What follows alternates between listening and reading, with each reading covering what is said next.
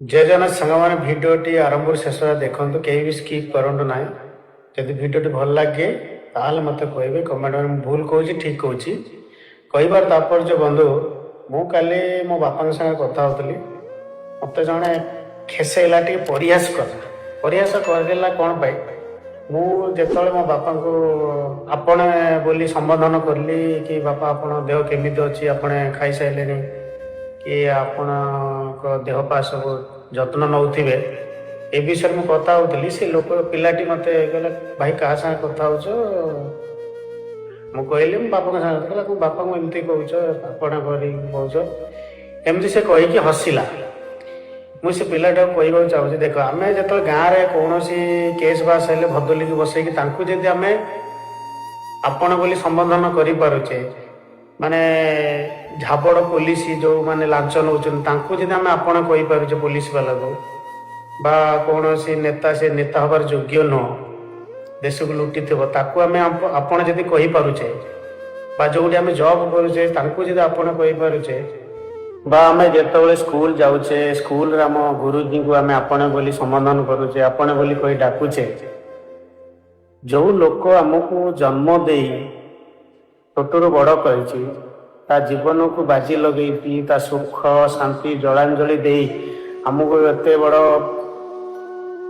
କରିଛନ୍ତି, ତାଙ୍କୁ ଯଦି ଆମେ ସମ୍ମାନ ଦେଇପାରିବାନି, ରେସ୍ପେକ୍ଟ ଦେବାନି, ଆପଣ ବୋଲି ଡାକିବାନି, ତାହେଲେ କାହାକୁ ଡାକିବା? କୁହନ୍ତୁ, କାହାକୁ ଡାକିବା? ବାପା ବା ସେ ଆମର ମା, ସେ ଆମ ପାଇଁ ଭଗବାନ, ସବୁ କିଛି। ତାଙ୍କ ବିନା ଆମ ଜୀବନରେ କିଛି ବି ଅସତ୍ୟ ନାହିଁ, ବା ଆମ ଜୀବନ ବୃଥା ତାଙ୍କ ବିନା। ବୁଝିପାରିଲେ? ଯଦି ଆମେ ଆଜି ଏ ଲେବୁଲରେ ଅଛେ, ଏ ଦୁନିଆରେ ଅଛେ, ଏ ପୋଜିସନରେ ଅଛେ, ଯାହା ଆଜି ଭଲ ଖାଉଛେ, ପିନ୍ଧୁଛେ, ଭଲ ଜବ୍ କରୁଛେ, ଭଲ ଶିକ୍ଷିତ ହେଇଛେ, ଏଜୁକେଟେଡ୍ ହେଇଛେ, କେବଳ ବାପା ମାଙ୍କ ପାଇଁ। ବୁଝିପାରିଲେ? ତାହେଲେ ନିଜ ବାପାଙ୍କୁ ଆପଣ କହିବାରେ ଲାଜ କ'ଣ ପାଇଁ?